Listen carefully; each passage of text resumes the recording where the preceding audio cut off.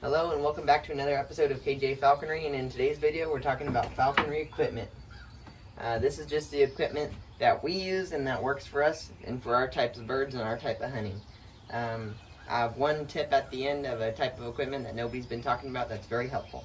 So we're going to start off with the glove here. This is just a cheap glove you can get on Amazon. I have links to this glove, the scale, and the lure in the description below so you can check them out too. This is I think it's a double layer cowhide glove. It's a little bit thin for the bigger birds, but it's worked for me pretty well. Yeah, so if you want a good quality glove, I would probably go with a more expensive glove from like Western Sporting Goods or an outfitter like that. This is a cheaper glove, but it's worked for me so far. Next we have the lure that I was telling you about. This is just an Amazon lure. It works just fine. No complaints about it really. It's been working good. It's got a reel to reel it up in. It's a pretty good lure. And that's something that's very important to get your birds of prey back, especially if they fly away and don't want to come back. Next we have the scale. So if you're going to have a kestrel, your scale needs to be accurate to 1/10 of a gram. This one can do ounces, pounds, grams, and it's accurate to 1/10 of a gram. This scale is also in the description, and you're going to want to build a little perch, something like that. You can zero it out, and then you can weigh your bird on the perch. So that's the scale. We have this knife and scissors.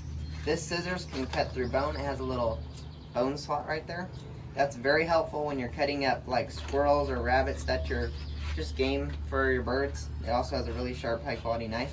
That's something that makes it really easy to feed your birds off of a rabbit, a squirrel, some type of kill. And it's also helpful in the field, which is where I'll go next. Whenever you're in the field hunting, it's very helpful to have a game bag. Put your game in the back, a kill towel. You can cover your kills with it. And tidbits can go in the side, your license, a leash, just different things that you might need in the field when you're hunting. So it doesn't have to be high vis. I don't think that's required unless you're on public land during hunting season. You might have to wear orange. We have the boxes here. We have a red tail goshawk size bigger box. This is just homemade, so we got a vent in the side. You can make them like that, and then this is a smaller bird like kestrel merlin size. It's also got a vent in the side, and they're pretty dark. You got a little perch in there, so you can transport your birds to the field or wherever you're hunting. And then the tip that I was telling you guys about, this is a piece of equipment that I don't think anybody talks about, but is very important, and that's bibs.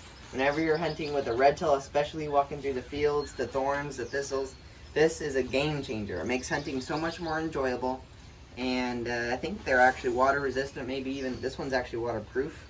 So if it rained and the grass is all wet, it's very nice. Very nice. It makes it so much more enjoyable not getting poked by thorns and getting thistles and stuff down you in your pant legs.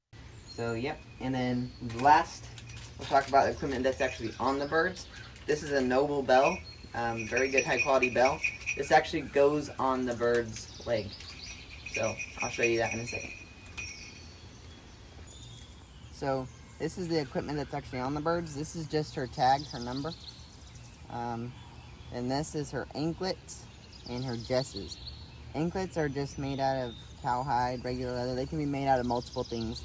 But the jesses is made out of kangaroo leather. There's multiple different ways that jesses can be made. These are just kangaroo leather. They're about 12 inches long. And the reason they're kangaroo leather is because they have to be pretty strong. So she's got her anklets and her jesses. And then the bells would attach either on the anklets or slightly above on her wrist. If you like this kind of content, please consider subscribing. Thank you.